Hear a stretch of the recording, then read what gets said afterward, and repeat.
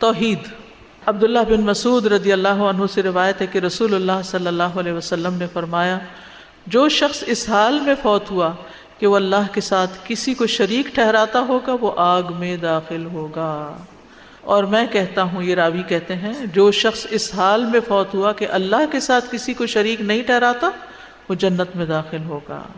تو یاد رکھیے، شرک سب سے بڑا گناہ ہے، سب سے بڑا ظلم ہے، سب سے غلط اور باطل عمل ہے۔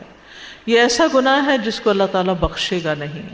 ہر گناہ جو اس کے علاوہ ہو، جس کے لیے اللہ چاہے گا اس کو بخش دے گا، جس کو چاہے گا جنت میں داخل کر دے گا اور جس کو چاہے گا عذاب دے گا۔ اور اسی طرح اگر کوئی جہنم میں چلا بھی گیا تو سزا بھگتنے کے بعد بھی نکال لیا جائے گا، سوائے شرک کے۔ کافر اور مشرک ہمیشہ ہمیشہ کے لیے جہنم میں ہوں گے، ناقابل معافی گناہ ہے، اور شرک کے بعد انسان گمراہی میں دور تک نکل جاتا ہے۔ اب شرک سے بچنے کے لیے انتہائی ضروری ہے کہ ان ساری چیزوں کو ہم جانیں جو شرک کی طرف لے جانے والی ہیں، اس کا علم حاصل کرنا چاہیے۔ وَاعْلَمْ أَنَّهُ لَا إِلَٰهَ إِلَّا هُوَ، علم حاصل کرو، جان لو کہ اللہ کے سوا کوئی الہ نہیں۔ مشرک کے سارے اعمال ضائع ہو جائیں گے، یعنی چاہے اس نے ساری زندگی نمازیں پڑھی ہوں، روزے رکھے ہوں، صدقہ خیرات کیا ہو، حج کیا ہو، لیکن اگر اس نے شرک کیا تو سارے اعمال برباد، کیونکہ اللہ تعالیٰ تمام شرکاء سے زیادہ شرک سے بیزار ہے۔ تو شرک سے ڈرتے رہنا چاہیے۔ ابو موسیٰ اشعری سے مروی ہے کہ ایک دن رسول اللہ صلی اللہ علیہ وسلم نے ہمیں خطبہ دیا، فرمایا، اے لوگو، اس شرک سے بچو، کیونکہ اس کی آہٹ چیونٹی کی آہٹ سے بھی ہلکی ہوتی ہے، پتہ ہی نہیں چلتا اور انسان شرک میں مبتلا ہو جاتا ہے، اس سے اور بھی خطرناک ہے۔ اس پر کسی نے پوچھا، یا رسول اللہ صلی اللہ علیہ وسلم، جب اس کی آہٹ چیونٹی کی آہٹ سے بھی ہلکی ہوتی ہے تو پھر ہم اس سے کیسے بچ سکتے ہیں؟ آپ نے فرمایا، تم یوں کہتے رہا کرو، اللہم انا نعوذ بک من ان نشرک بک شیئا نعلمہ ونستغفرک لما لا نعلمہ۔ اے اللہ، ہم اس بات سے آپ کی پناہ میں آتے ہیں کہ کسی چیز کو جان بوجھ کر آپ کے ساتھ شریک ٹھہرائیں، اور اس چیز سے آپ سے معافی مانگتے ہیں جسے ہم جانتے ہی نہیں، یعنی لا علمی میں اگر ہم سے کوئی ایسی چیز ہو گئی ہے تو آپ ہمیں معاف کر دیں۔ اب شرک کی بڑی اقسام ہیں دو، ایک شرک اصغر ہے اور ایک شرک اکبر۔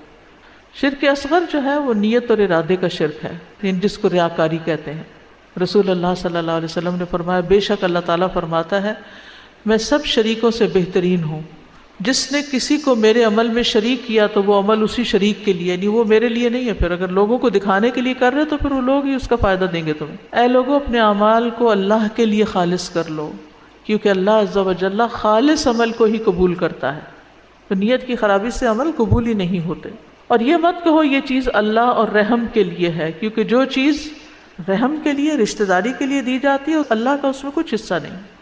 تو مطلب کیا ہے کہ پھر رشتہ داروں کو دیتے ہوئے بھی اللہ کی رضا مد نظر ہو، اور یہ نہ کہو کہ یہ چیز اللہ کے لیے اور تمہارے لیے ہے، یہ اللہ کے لیے اور تمہارے لیے، یہ بھی نہیں کہنا چاہیے۔ اللہ کے ساتھ تم کو شریک کر رہے ہیں بیچ میں، بس وہ تمہارے ہی لیے ہوگی، اللہ کے لیے اس میں کچھ حصہ نہیں۔ یعنی ہم یہ نہیں کر سکتے کہ یہ صدقہ ہم اللہ کے نام پر اور آپ کے نام پر کر رہے ہیں، نہیں، صرف اللہ کے لیے۔ یہ جو ایصال ثواب کے لیے بھی ہم کچھ کرتے ہیں نا، تو وہ کسی کے نام پر نہیں کر رہے ہوتے، اللہ ہی کے لیے کر رہے ہوتے ہیں، بس نیت یہ ہوتی ہے کہ اس کا ثواب کسی اور کو پہنچ جائے۔ اسی طرح دعا مانگنے میں شرک نہیں ہونا چاہیے کہ اللہ کے سوا کسی اور سے انسان مانگے، کسی اور کو اللہ کے برابر کر دے۔ پھر اطاعت میں شرک، کہ انسان اللہ کے ساتھ کسی اور کو الہ بنا لے، جیسے نصارہ نے کیا تھا کہ انہوں نے علماء اور درویشوں کو اللہ کے سوا اپنا رب بنا لیا، اور مسیح ابن مریم کو بھی، حالانکہ انہیں حکم دیا گیا تھا کہ اللہ کے سوا کسی کی عبادت نہ کریں جس کے سوا کوئی الہ نہیں، اور وہ ان چیزوں سے پاک ہے جو وہ شریک ٹھہراتے ہیں۔ یعنی جہاں علماء کی بات ہو یا کسی بڑے کی بات ہو، اس کو چھوڑ کر کس کی لینی چاہیے؟ صرف اللہ کی لینی چاہیے۔ اسی طرح تعویذ لٹکانا، پھر اسی طرح بدشگونی لینا، غیر اللہ کی قسم کھانا، اور باقی جو بڑی بڑی قسمیں ہیں جیسے بتوں کی عبادت کرنا، یا اللہ کے ساتھ کسی اور کو اپنی عبادت کا مستحق سمجھنا، اس کے آگے سجدہ کرنا، یا اس سے دعائیں کرنا، یا اس کے نام کی نظر و نیاز دینا، یا اس کی قبر پر چکر لگانا اور حج کی طرح طواف کرنا، یا اور اس قسم کے کام کرنا، تو اس سے بھی بچنے کی ضرورت ہے۔